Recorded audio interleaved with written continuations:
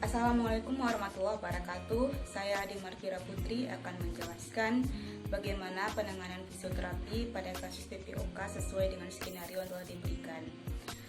Baiklah, untuk pertama kita harus mengetahui dulu apakah permasalahan yang terdapat pada pasien tersebut.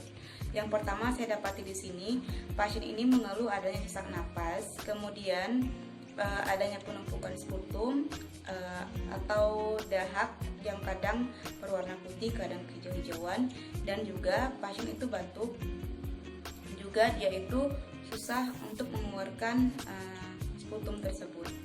Nah, dari situ kita harus mengetahui dulu tujuan fisioterapinya.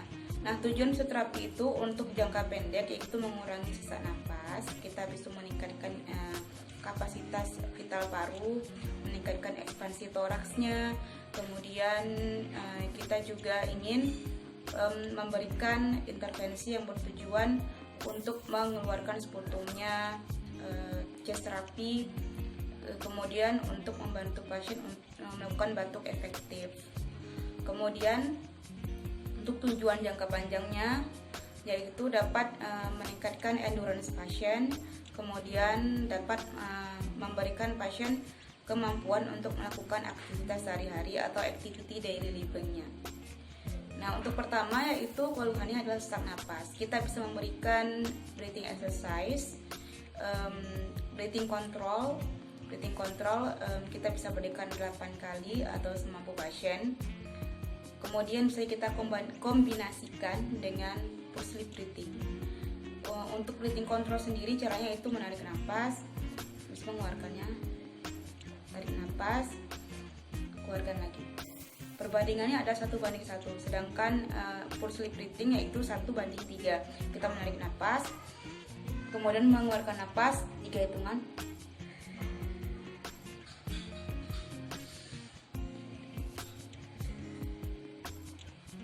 Itu selama 8 kali.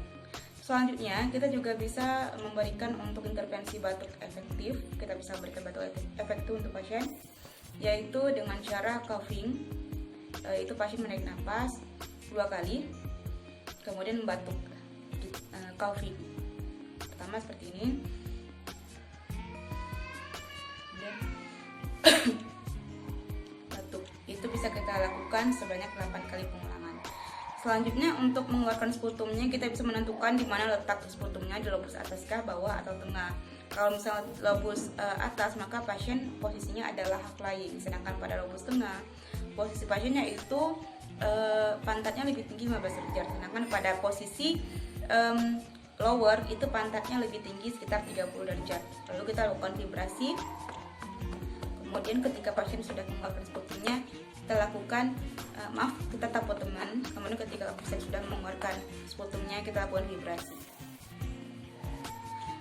Nah, untuk endurance-nya kita bisa memberikan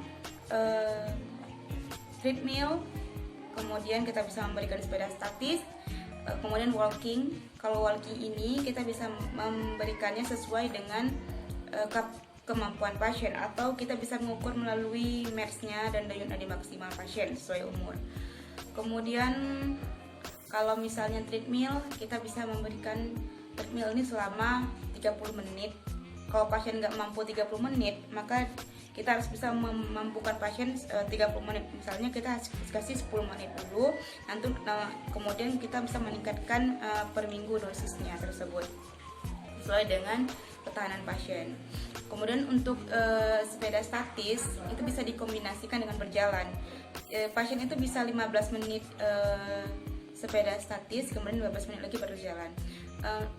Untuk treadmillnya dan sepeda statisnya kita bisa menentukan dosisnya sesuai dengan 80% kali 6 minutes walking test. Nah, kemudian untuk misalnya pasien mengalami perubahan postur, kita bisa memberikan memperbaiki posturnya. Juga kalau misalnya dia ada perubahan ekspansi toraksnya, ada gangguan, kita bisa lakukan latihan untuk ekspansi toraksnya, yaitu dengan cara menarik nafas, mengeluarkan nafas panjang, tarik nafas, keluarkan nafas, dimana toraksnya itu ikut bergerak. selanjutnya, kalau pasien mengalami spasme di otot-otot pernapasannya, kita bisa memberikan myofascial release-nya, stretching juga untuk spasme otot-ototnya. Kemudian kita juga bisa memaintain range of motion-nya. Kita bisa memberikan latihan-latihan gerak untuk persendian, terutama untuk shoulder, girdle, kemudian untuk neck dan untuk tulangnya yang juga mengalami keterbatasan. Nah, di situ kita bisa melakukan progres dari minggu pertama dia datang hingga minggu kedua, minggu ketiga dan seterusnya. Nah, kalau misalnya frekuensi latihannya itu untuk treadmill dan sepeda statis, kalau misalnya dengan ada supervisi dilakukan 3 kali seminggu, kemudian kalau tanpa supervisi dia lakukan di rumah bisa 1-2 kali seminggu, tergantung dengan kemampuan pasiennya. Dan seharusnya itu kemampuan pasien itu terus ditingkatkan, dan kita harus menentukan aktivitas pasiennya sesuai dengan match yang telah ditentukan. Baik, demikianlah program fisioterapi, intervensinya juga goals pada penyakit PPOK. Semoga bermanfaat. Assalamualaikum warahmatullahi wabarakatuh.